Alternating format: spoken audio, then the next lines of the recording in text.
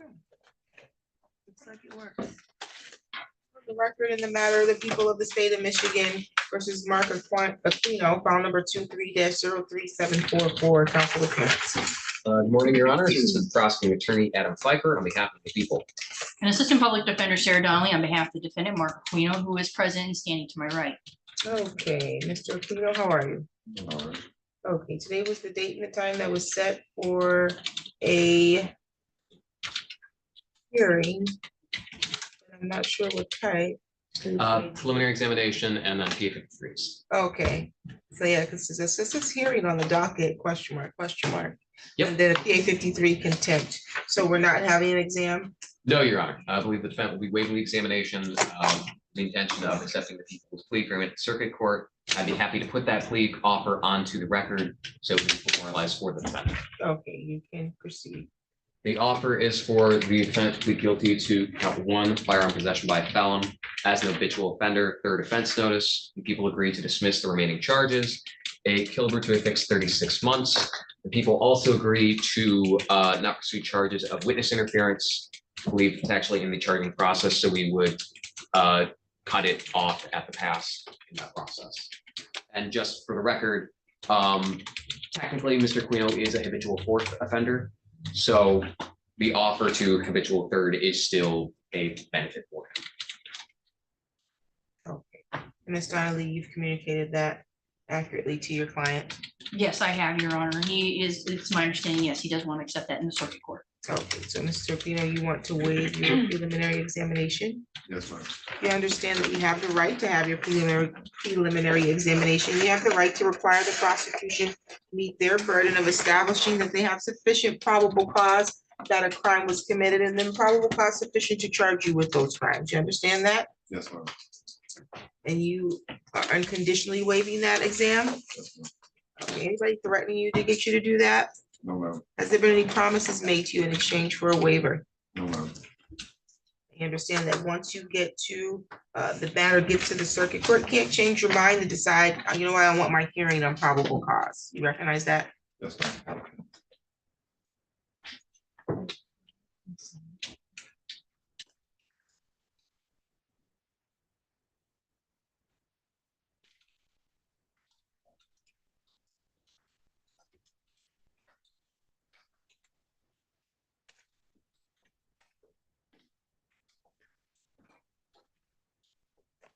Okay. I find your waiver to be freely and voluntarily made. Your matter will be bound over to the circuit court for a bind over date of March 27th. And that's the date that they'll get the file from this court. You do not appear in circuit court on that day, okay? Your next appearance will be for a pre-trial in circuit court. Ms. Donnelly will be made aware of that, okay?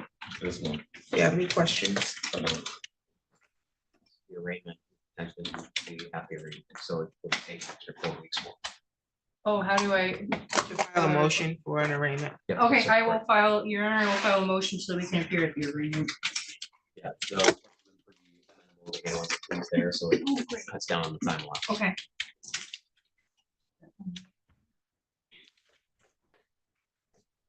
You said the date for arraignment was?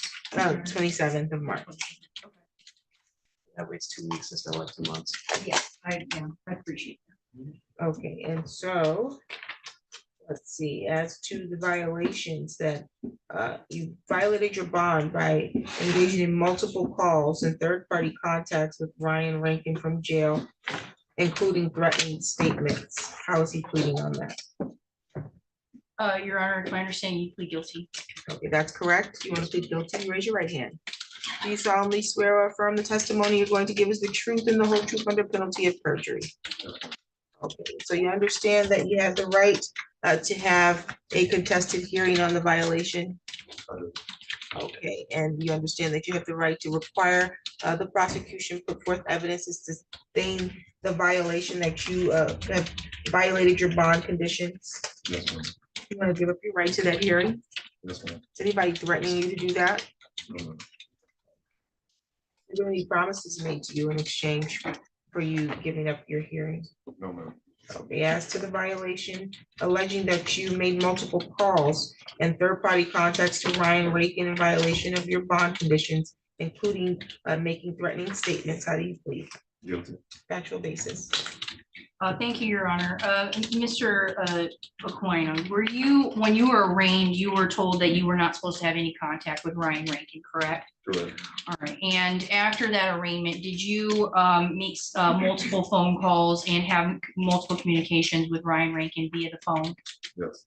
All right. Any questions from you, Mr. Pfeiffer? No, I think that's sufficient, Your Honor. Okay. You should make threatening statements. Join any of those phone calls? Or dissatisfied with the factual basis, I'll accept your plea to the violation, find it to be freely, voluntarily, and intelligently made. I don't have any record of any further violations since our last court date. I did not have any information about there being anything more since the last court date. Okay, I did,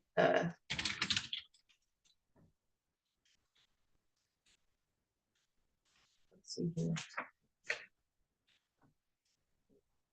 He originally had a bond of 150,000 cash surety. I don't see where that bond has been.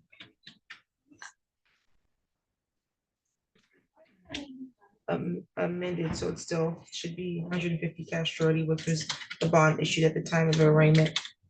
I'll credit him time served on the violations.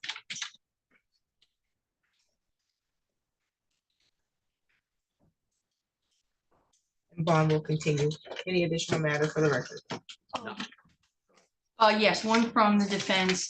Yes, as the court has already noted, Mr. Aquino has, since the last notice of the last violations, is kept on compliance with the court's bond conditions. Right now, Ms. Rankin, her bond, her probation was revoked in Eaton County. She's going back to prison, so he has no way of communicating with her. At this time, he would be requesting, if at all possible, phone or video, he'd be able to use phone or video to communicate with people. He is unable to get money in jail unless he was able to talk to people. And he says that for the video visits, and I have been able to confirm this, for video visits, you do need to have confirmation of an identity before you can have those video visits. So like I said, if the court doesn't feel comfortable with phone, then I believe that video can be an effective way for him to be able to communicate with people about his needs in the jail. Mr. Pfeiffer. I'd have no problem with the e-message and the video visits being reinstated, particularly given Ms. Rankin's current status. Okay, so Ms. Rankin is back in custody? Yes, Your Honor. Okay. Right, the e-messages and video visits are significantly easier to monitor than jail calls are.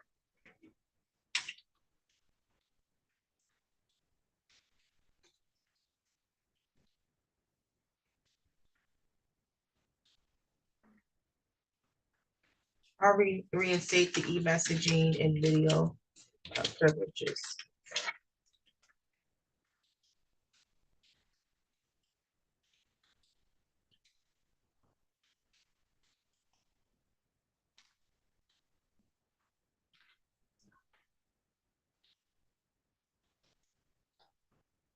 Any additional matters for the record?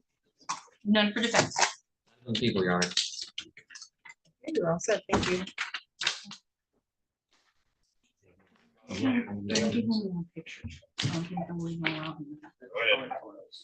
Just everything but that.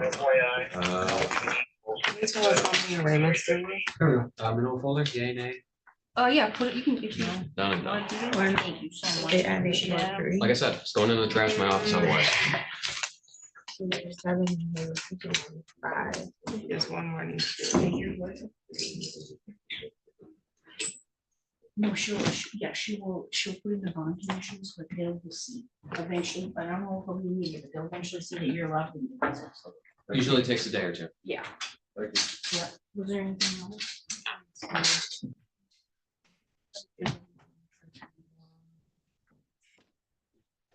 I'll finally work again for you guys. It's been a struggle. Okay.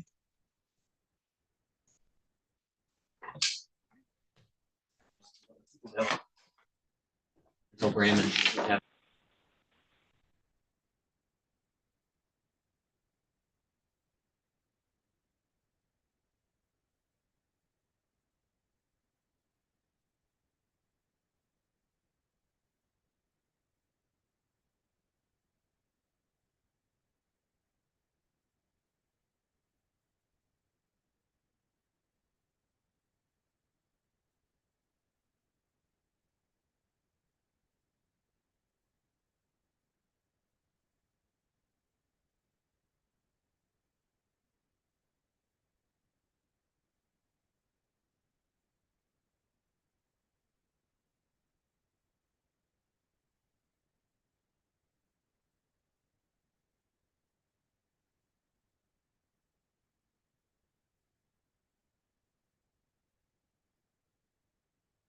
Hey, Brian. Oh, is he still watching Hi. on YouTube?